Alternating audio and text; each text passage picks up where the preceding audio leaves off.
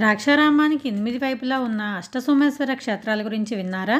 కుమారస్వామి తారకాసురుణ్ణి సంహరించినప్పుడు అతనిలోని ఆత్మలింగం 5 ముక్కలై 5 చోట్ల పడింది. అవే పంచారామాలుగా ప్రసిద్ధి చెందాయి.